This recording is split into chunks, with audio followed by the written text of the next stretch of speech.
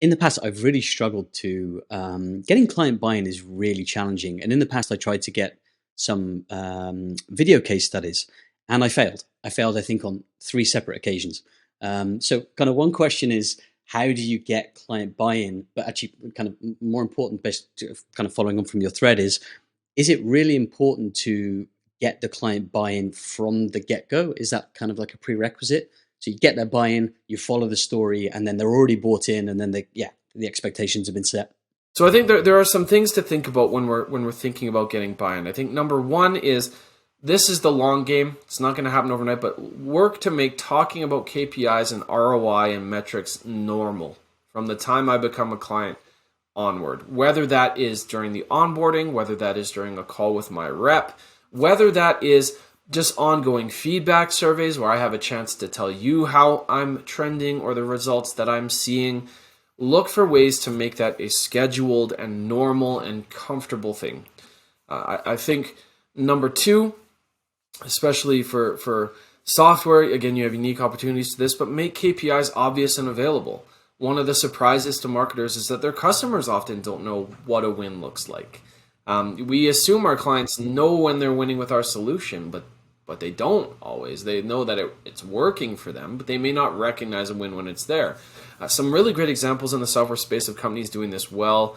For example, Loom will send you a recap email every month that says, this is how many meetings you saved. Now that's a metric that they engineered where basically, hey, 1 5-minute video equals 1 meeting or whatever, but it's a way of reminding me ongoing of the value that I'm receiving so that I feel that I'm winning and I feel I have a good grasp on my own story. So Loom's one example.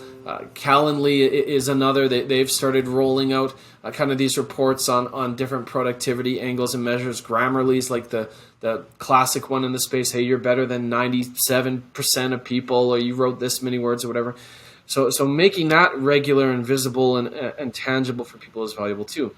When we get to making the ask, I think the worst thing you can do is blast off a boilerplate template you found somewhere without any personalization. I think when you're making the ask, you want to keep in mind that the reasons they will say no are fear of what will be exposed, fear of how long this might take them, fear of how they will be presented, fear that something will go live without their consent, fear even of having to get approval internally. You have to counter all of those things going on in their head, as well as the notion of inconvenience, that this will take some of their time, and the question of what's in it for me. So when you make your approach, the way to come at it, be personal.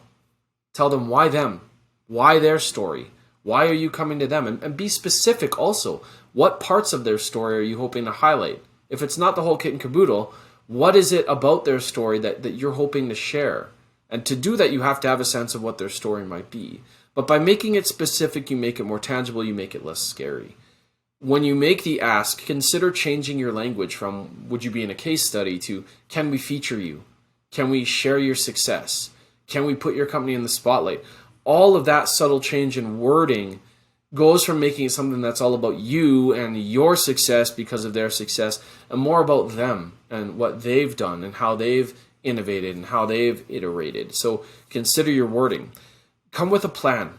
Be able to tell them, this is from a high level, what's involved, this is how long it will take you, and be ready to have something to help them sell this internally. So we offer to our clients a pitch packet that basically it's short, high level, makes 2 promises that they will have control, that it won't take much of their time, lays out the process, shares some samples of final products so they can see, hey, other companies have done this, it's safe, here's how they were presented, I think we could be presented well.